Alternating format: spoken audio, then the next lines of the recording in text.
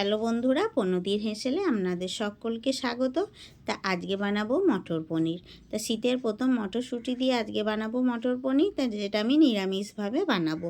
অনেকেই অনেক রকমভাবে বানায়, তা আমি কিভাবে বানালাম সেটাই আপনাদের সঙ্গে শেয়ার করব। তা ওখানে তো সব রকমের উপকরণ নিয়ে নিচ্ছি, মটরশুঁটি, পনির, কিছু মশলা। তা প্রথমে টমেটোটা কেটে নেবো। তা এখানে যেহেতু আমি নিরামিষভাবে বানাবো, বেশ খানিকটা পরিমাণ টমেটো লাগবে। আর ওখানে আমি কাজু, চারমগজ আর পোস্তও নিয়েছি।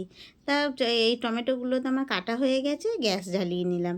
গ্যাসটা জ্বালিয়ে কড়াই বসিয়ে আমি একটু ভাজা মশলা করে নেবো। ভাজা মশলার জন্য যে গোটা গরম মশলাটা নিয়েছিলাম সেগুলো দেবো।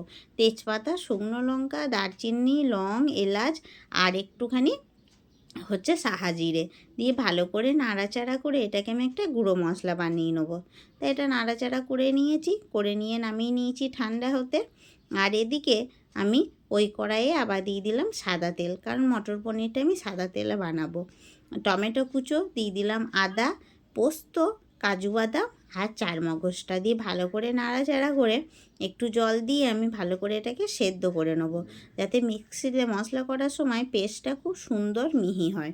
তো এটাকে সেদ্ধ করে তো নামিয়ে নিয়েছি, ঠান্ডা হয়ে গিয়েছে। ঠান্ডা হতে আমি পেস্টটা বানিয়ে রেখেছি আর ভাজা মশলাটাও করে রেখেছি। এবার যেটা করব, ওই কড়াইতেই সাদা তেল দিয়ে পনিরগুলোকে ভাজতে দেবো। তো পনিরগুলোকে সমস্ত দিয়ে দিয়েছি, ওপর থেকে লবণ ছিটিয়ে দিয়েছি। লবণ ছিটিয়ে পনিরগুলোকে ভালো করে ভেজে নেবো মোটামুটি। এবার একটা বাটিতে আমি গরম জল নিয়ে নিলাম। ভাজা পনিরগুলো আমি ওই গরম জলে দেবো, যাতে পনিরগুলো খুব সুন্দর সফট থাকে। তারপরে কড়াই বসিয়ে দিয়েছি, কড়াইয়ে দিয়ে দিয়েছি সাদা তেল।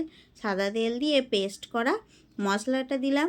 দিলাম কাশ্মীরি লঙ্কার গুঁড়ো, একটু মিষ্টি আর পরিমাণ মতন লবণ দিয়ে মটরশুঁটিগুলো দিয়ে দিলাম। শীতের প্রথম মটরশুঁটি নরম বলে আমি আর এটাকে সেদ্ধ করিনি, একবারে মশলার ওপরে দিয়েছি। দিয়ে ভালো করে অল্প অল্প করে জল দিয়ে কষিয়ে নেবো। আর ওপর থেকে দিয়ে দিলাম কাসুরি মেথি।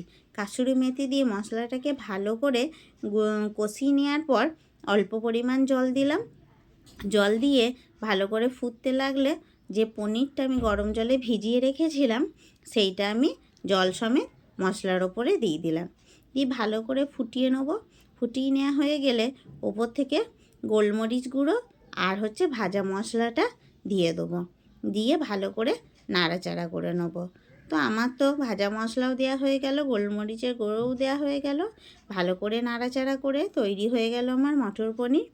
এইভাবে সহজেই নিরামিষ মটর পনির অতি অবশ্যই বাড়িতে বানিয়ে খাবেন।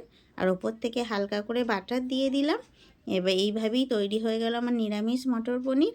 ভিডিওটা ভালো লাগলে চ্যানেলটা সাবস্ক্রাইব করবেন, লাইক করবেন।